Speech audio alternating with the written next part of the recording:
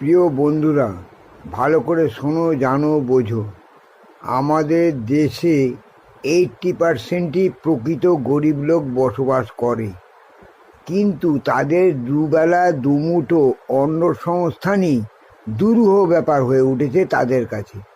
তারা দিশেহারা হয়ে পড়েছে যে কিভাবে তাদের দুবেলা দুমুঠো অন্ন সংস্থান করবে। চারিদিকে হাহাকার পড়েছে। তার কারণটা কি? মাত্র দুটো।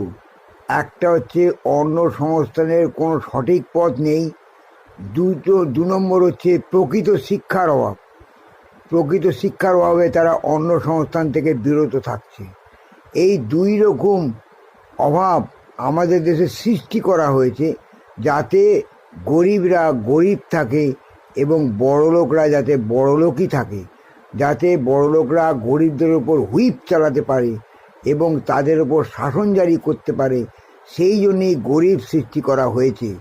এটা হচ্ছে আমাদের দেশের মূল রাজনীতি এবং মূল কাঠামো হয়ে দাঁড়িয়েছে বর্তমান যুগে।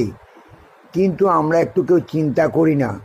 আজকে ওই গরিবরা ছিল বলেই ওই বড়লোকেরা এবং বিভিন্ন ধান্দাবাজেরা তাদের ওপর হুইপ চালাতে পারছে এবং তাদের দ্বারাই নিজেদের বিরাট অন্নসংস্থান করতে পেরেছে। এ কথা কিন্তু কেউ স্বীকার করে না।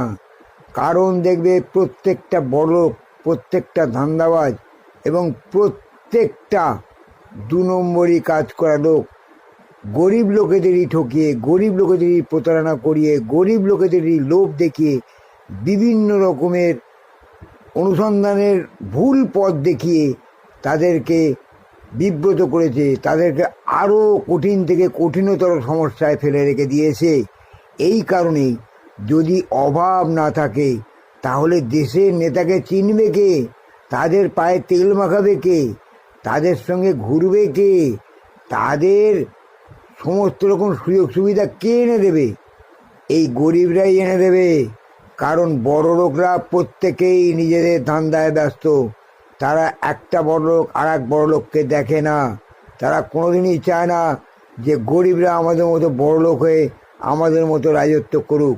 তাই তারা নেকি সমস্ত অভাব সৃষ্টি করে তাদেরকে গরিব অবস্থায় রেখে দিয়েছে। এটাই হচ্ছে আমাদের দেশের মূল রাজনীতি এবং মূল কাঠামো। তাই বলছি বন্ধুরা, তোমরা প্রত্যেকে সচেষ্ট হও, সঠিকভাবে নিজেদের পথ বেছে নাও এবং আমার ইউটিউব প্রোফাইলটাকে সাবস্ক্রাইব করো। তোমরা প্রকৃত পথ পেয়ে যাবে বাঁচার। বুঝলে বন্ধু?